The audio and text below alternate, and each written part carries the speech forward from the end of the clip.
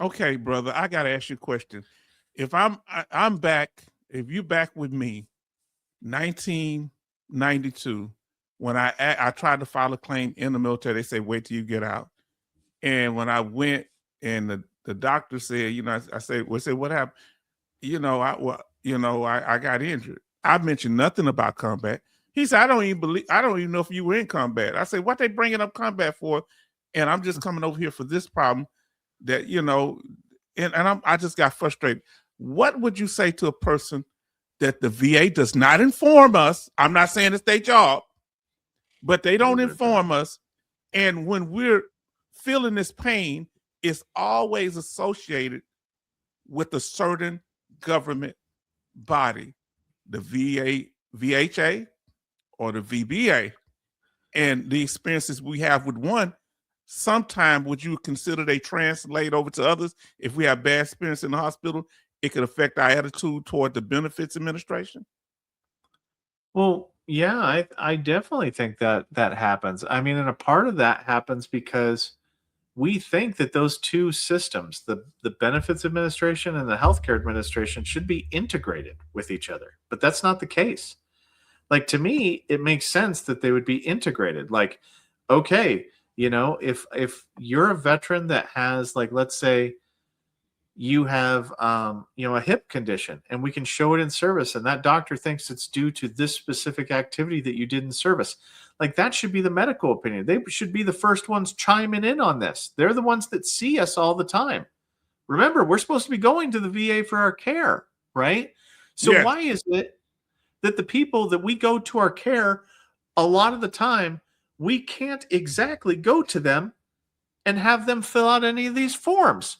Who the hell else am I supposed to go to? The VA's training veterans to go to these outside companies because they can't use their normal doctor. If they just made it to where the VA doctor could fill out the DBQ every single time and it was encouraged, don't you think these bad actors would go away with the built-in, medical opinion companies and whatnot?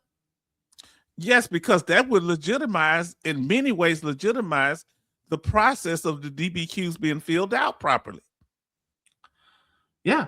And that way they get the training. Yeah. What's the fear then? What's the concern? What's the apprehension? What's the problem with doing it like that?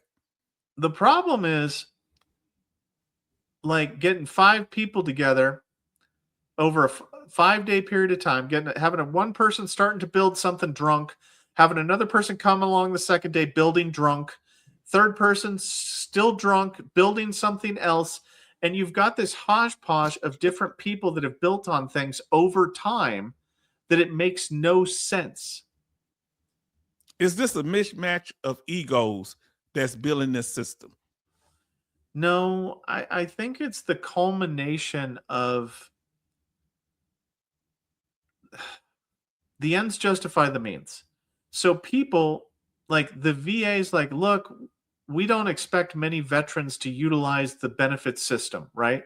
So they didn't actually integrate things together.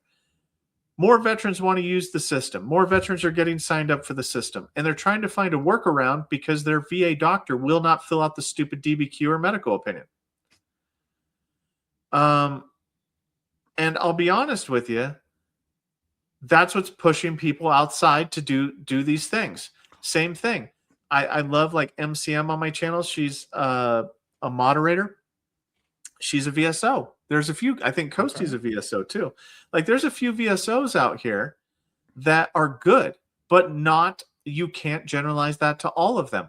So whenever you have VSOs or people that help organize your claim that have no clue about it, it opens a door for these companies to come in and they're able to, basically charge money for it.